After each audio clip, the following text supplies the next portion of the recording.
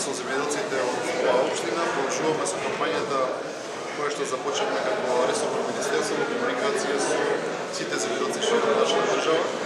Денеска во општина Делчево, општина во која што исто така има доста земјоделци, земјоделско земјиште, земјоделски производители, кои што се во регистрот на Министерството. Оваа трибина нормално ќе биде искористена за презентација на она што е сработено во рамките на Министерството, она што текоме активности и нормално вториот дел на самата трибина е дискусијата и слушањето на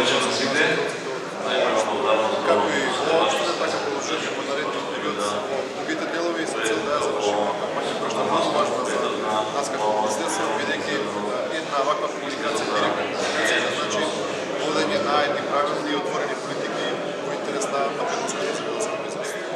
Имавте една пресконференција во Липар пред изплатата, па да појаснете за тешните земјоделци. Да, имавме изјава, оно извештај кој што беше сработено од страна на авторитетите во нашата држава во делот на прибирање податоци и затворање на случајот кој што се случи со претходниот директор. Веќе во текот на вчерашниот ден добивме извештај од Брисел дека се продолжува процесот на искориствување на фактовите, и нормално објава во наредниот период на нови објави. Ова значи дека земјоделците не треба да бидат загрижени. Ние направиме се што е во рамките на нашите можности како држава за да го продолжиме процесот понатаму со цел да го модернизираме, иновираме и развиеме македонското земјоделство и сите кои што се во овој сектор. Сега ме потекна само на уште прашање.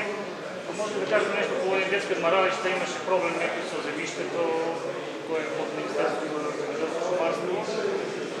Ако мислите на одмаралиштето во Голак, на локацијата Голак, во комуникација сме со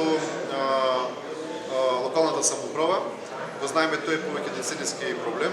Се преземни одредени активности, наоѓаме начин како да го решиме тој проблем. Кога ќе има некакво решение, сигурно ќе бидете информирани.